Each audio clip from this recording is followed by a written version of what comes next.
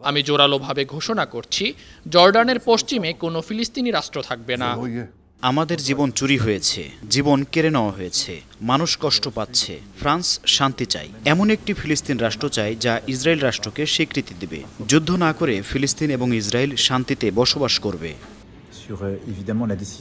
ফিলিস্তিনিকে রাষ্ট্র হিসেবে স্বীকৃতি দিতে রোববার প্যারিস থেকে ভিডিও বার্তায় এসব কথা বলেন ফরাসি প্রেসিডেন্ট ইমানুয়েল ম্যাক্রো।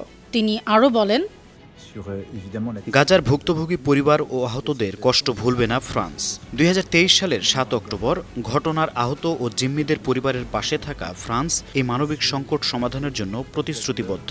ফ্রান্স চায় অবিলম্বে যুদ্ধবিরতি, 48 জন জিম্মির মুক্তি এবং আবারও গাজায় মানবিক সহায়তা পাঠানো এবং হামাসের ক্ষমতা অপসারণ। এছাড়া পুনর্গঠিত ফিলিস্তিনি কর্তৃপক্ষের মাধ্যমে শান্তিপূর্ণ সহাবস্থান এবং ফিলিস্তিন ও ইসরায়েল রাষ্ট্রের সমন্বয়। অন্যদিকে যুক্তরাজ্যের প্রধানমন্ত্রী কিয়ার স্টারমার ফিলিস্তিনিকে রাষ্ট্র হিসেবে স্বীকৃতি দেওয়ার ঘোষণায় বলেছেন, আমরা চাই একটি নিরাপদ ও সুরক্ষিত ইসরায়েল, তার পাশেই থাকবে একটি সক্ষম ফিলিস্তিনি রাষ্ট্র। দুই পক্ষই নিজেদের পুনর্গঠন করবে। যুক্তরাজ্য আনুষ্ঠানিকভাবে ফিলিস্তিনকে রাষ্ট্র হিসেবে স্বীকৃতি দিচ্ছে, এটাই ব্রিটিশ জনগণের আকাঙ্ক্ষা। সামাজিক যোগাযোগ মাধ্যম এক্সে পোস্টে ভিডিও বার্তায় যুক্তরাজ্যের প্রধানমন্ত্রী ফিলিস্তিনিকে রাষ্ট্র হিসেবে স্বীকৃতি দেওয়ার সময় বলেন, হামাস একটি নিষ্ঠুর সন্ত্রাসী সংগঠন, তাদের কাছে এখনও অনেক বিদেশি জিম্মি। যুক্তরাজ্য হামাস নেতাদের ওপর আরও নিষেধাজ্ঞা আরোপ করবে। গাজার মানবিক পরিস্থিতি নিয়ে আমরা গভীর উদ্বেগ প্রকাশ করি। ইসরায়েলকে অনুরোধ করছি, সীমান্তে অবরোধ তুলে ত্রাণ পৌঁছানোর সুযোগ দিন। স্টারমার মনে করিয়ে দেন, সংঘাত বাড়ানো এবং পশ্চিম তীরে নতুন বসতি নির্মাণ দুই রাষ্ট্র সমাধানকে দুর্বল করেছে। আমরা সমাধানের আলো নিভে যেতে দিব না। 75 বছর আগে আমরা ইসরায়েলকে স্বীকৃতি দিয়েছিলাম, আজ আমরা ফিলিস্তিনকেও স্বীকৃতি দিচ্ছি।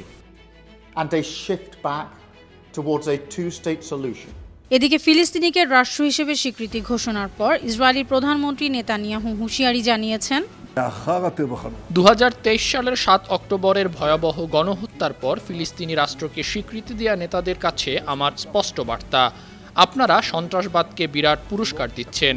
আমি জোরালোভাবে ঘোষণা করছি, জর্ডানের পশ্চিমে কোনো ফিলিস্তিনি রাষ্ট্র থাকবে না। বছরের পর বছর ধরে আমি এই সন্ত্রাসী রাষ্ট্র প্রতিষ্ঠা প্রতিরোধ করছি।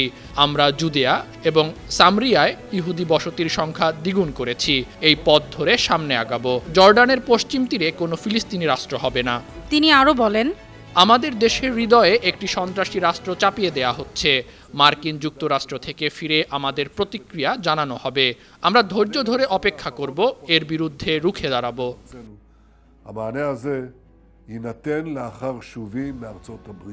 ইতিমধ্যে জাতিসংঘ সাধারণ পরিষদের ৮০তম অধিবেশনে অংশ নিতে নিউ ইয়র্কে জড়ো হয়েছেন বিশ্ব নেতারা। সেখানে গাজা যুদ্ধের অবসানের জন্য দ্বিরাষ্ট্রীয় সমাধানের পথে একটি বৈঠক আয়োজনের পরিকল্পনা রয়েছে। এদিকে মিত্র দেশগুলো ফিলিস্তিনিকে স্বীকৃতি দেওয়ার বিষয়টি নাটক হিসেবে আখ্যা দিয়েছেন আমেরিকান পররাষ্ট্র দপ্তরের একজন মুখপাত্র। নাম প্রকাশ না করার শর্তে তিনি তুরস্কের গণমাধ্যম টিআরটি গ্লোবালের কাছে এমন মন্তব্য করেন। আন্তর্জাতিক ডেস্ক, বানো টিভি।